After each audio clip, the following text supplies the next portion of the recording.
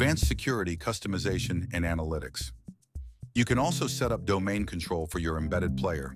This ensures that your video can't be embedded on unauthorized websites, only on domains that you approve. It's a great way to protect your content from being hijacked or streamed from third-party pages.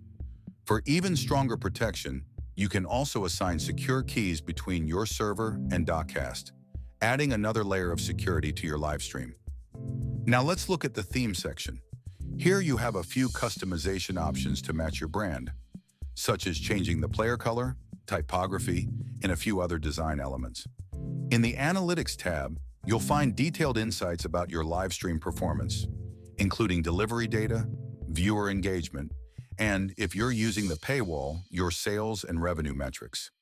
Finally, for the paywall, you can also create pricing presets. These presets make it easy to reuse the same pricing setup for recurring events, so you don't have to recreate your prices each time. And that's it. You've now seen how to set up, secure, and customize your live stream on Dacast.